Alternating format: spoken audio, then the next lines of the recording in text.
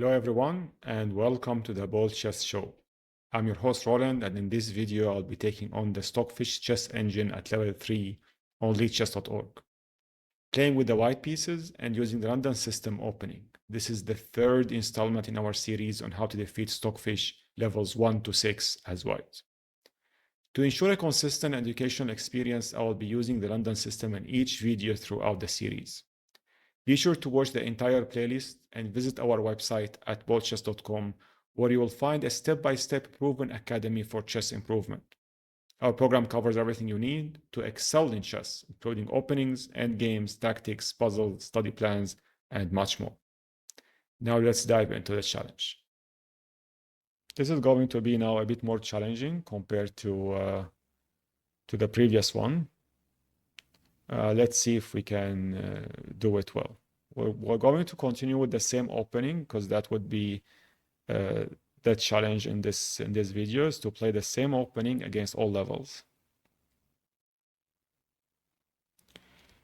So he is now playing more a different opening than the first two levels. Going to capture the pawn. Delivered a check. I will simply keep developing my pieces. I will develop the knight.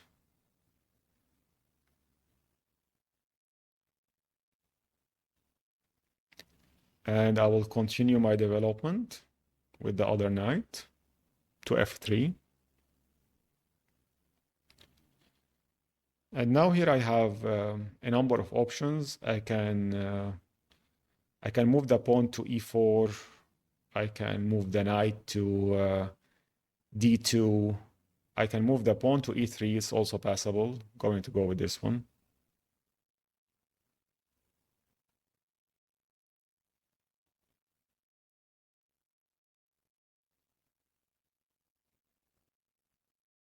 Then I will prepare for castle kingside. So I will go with the bishop.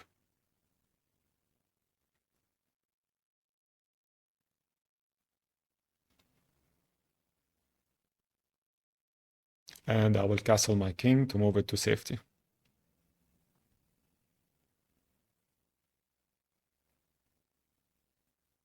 I will centralize my rook.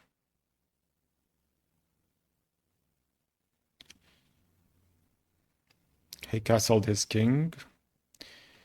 Let's see what we can do in this position. One interesting move would be to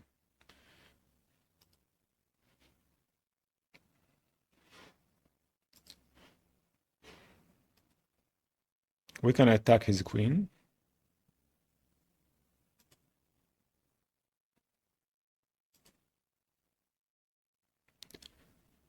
Then we will protect our knight by moving our pawn.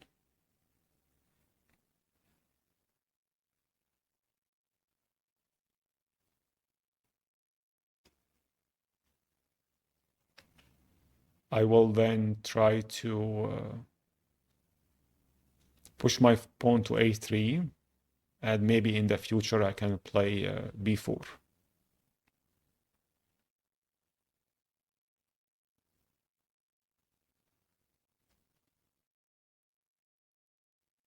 Since he allowed me to do it, I'm going to do it. I'm going to play b4 in this position, attacking his queen. He moved his queen to safety. I will, in this case, prepare for a discovered attack by moving my bishop.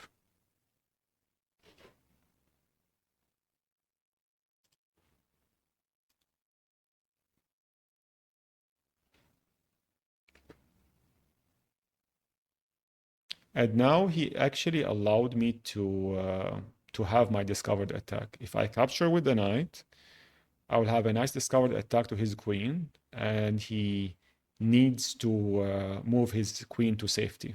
Otherwise, it will be lost.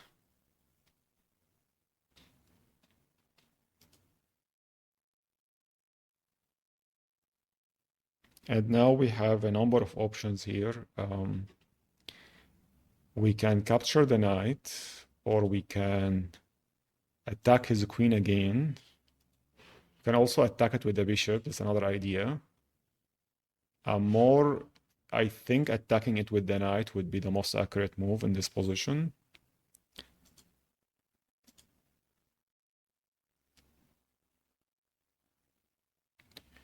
And now our discovered attack has been renewed. Let's see if we can do something else though. Is there anything else we can do? We do have here a nice position for our knight. It's been completely inactive at this square at a4. Going to move it to b6.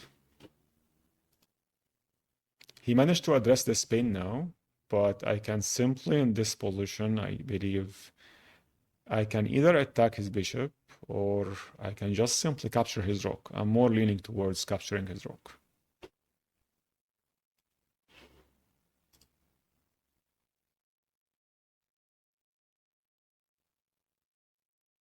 And now I'm thinking about there is queen to b3, there is queen to c2, potential candidates. There is also rook to c1, can also be interesting. And then maybe we can aim to push these pawns. I can also attack this bishop like our initial idea. Going to go with this one. Since I would like this spin to stay active. He captured my bishop, I will capture back.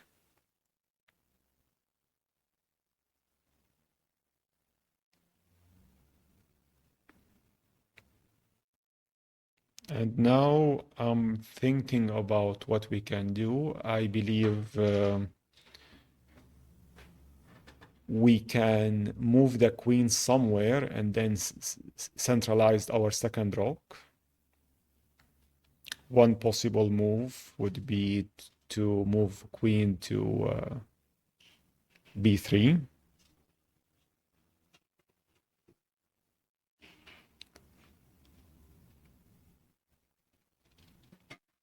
And now I will centralize my second rook.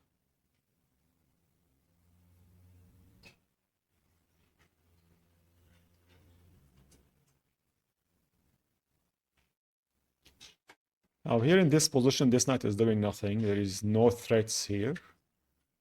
Capturing back is not going to get us anywhere. But I would like to increase the pressure on this knight by moving my queen. I can move my queen to c2, to b1, or to d3. These are all potential squares. I believe d3 is a sensible square to add more pressure to this knight.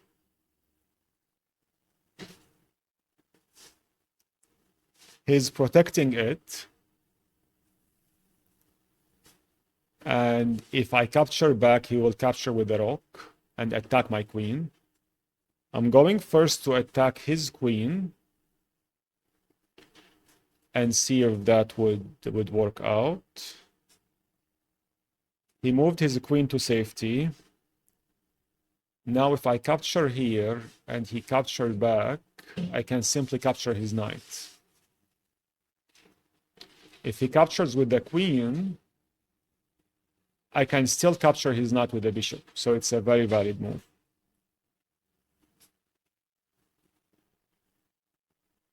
Let's see if that would work. He's attacking my queen and my bishop in this case. So one possible move, and easy one, would be just to move my queen and attack his knight at the same time.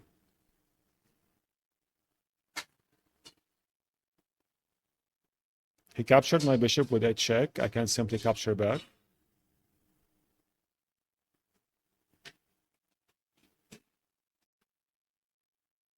So far, so good. We're holding very well, and we should be winning in this position if we continue playing good moves. Going to push my pawn forward and protect my other pawn at d5.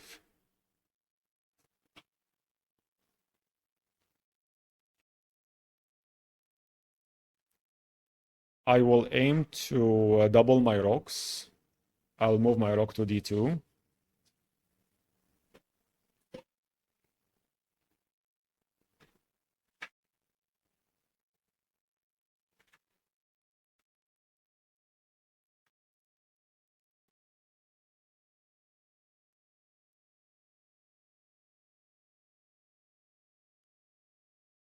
I will double the rocks and see if we can get any advantage here.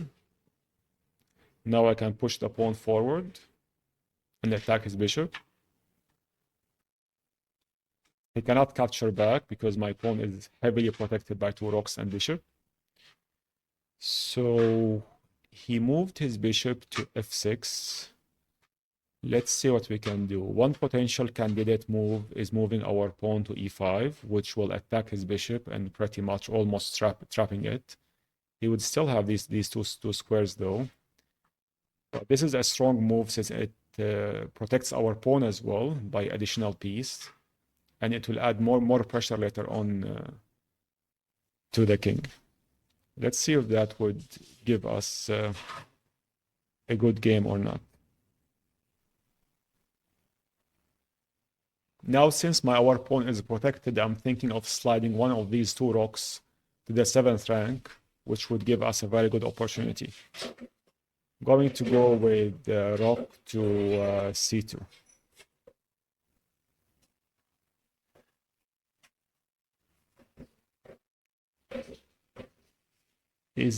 Are there any threats here? There's nothing here. He cannot do anything. I'm going to continue my plan by moving my rook to the 7th rank.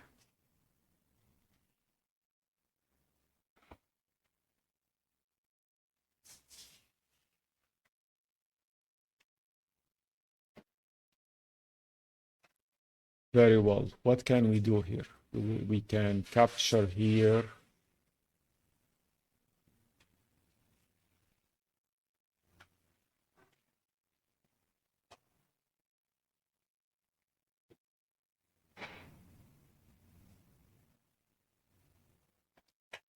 And I'm also thinking about this sacrifice, but it's very complex for me.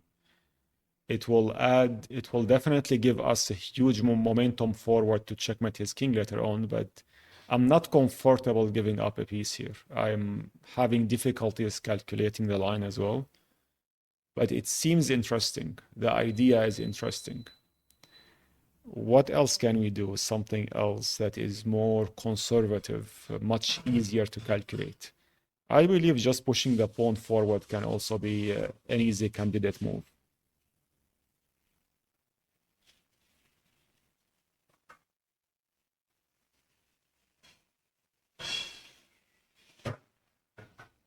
I will just continue forward, moving my pawns.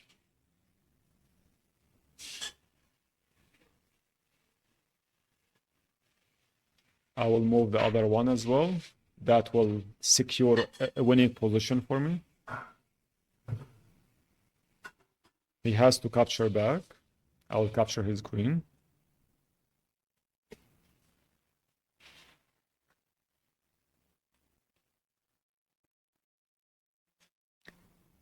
He's preventing my passed pawns from promoting, but that is not going to help because I can simply move my rook and attack his rook, and my pawn is protected, so it's just a matter of time.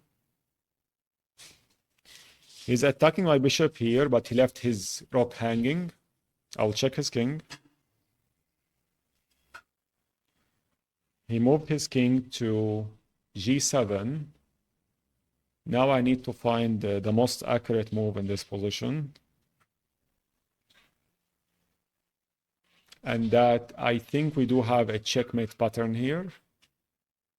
If I check his king at g8, what can he do? There is still h7 and f7. But in either case, I can queen here, and that his checkmate will be in the next move. And if he captured back, I will checkmate him directly. I think this is one of the best moves in this position.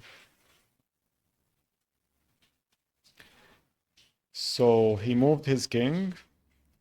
And now simply I can get a queen in this position, and this would be a complete checkmate. This was a nice game. Let's see what went wrong for both sides, see if we have any better moves. So it seems the best move here was to move our pawn to d5 instead of capturing. This was all okay from our side. The computer was favoring e4 here instead of a more passive move, e3. I think we could have done better here by moving the pawn to e4.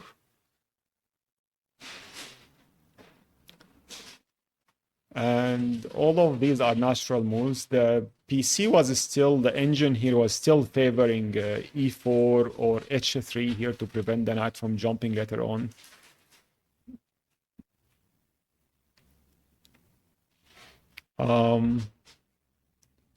Our attacking ideas were all sensible in this position. And there is nothing here that... the engine here was favoring actually attacking the bishop instead of capturing the rook, but it's still both ideas were valid. Here the best move was bishop to h2. I didn't see that. And now we are trying here to add more pressure. This was all very logical, natural moves, nothing hard about them. The idea of doubling the rocks might be very slow. The PC was favoring pushing the pawns directly. There was no need for doubling the rocks. This was a bit slow on our side. We could have done a little bit better here. Now we are pushing forward.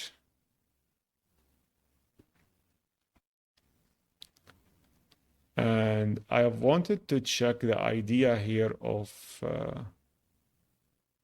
one moment. I had this idea here of sacrificing the bishop to gain momentum. I would like to see it if it would have given me any advantages. So after this move, I've wanted to see if this is actually a valid move or not. So the best continuation here is the rook. And if he captured back, what would be the problem? It would be a checkmate in 9, in fact. And that was very difficult to calculate, to see it from far ahead. And if he doesn't play this delaying move, a checkmate would be coming very soon on the 7th rank. Very well. This was interesting, but I couldn't calculate it till the end. It was very hard for me, so I decided to play safe here. And this was just all we were capitalizing on our advantage.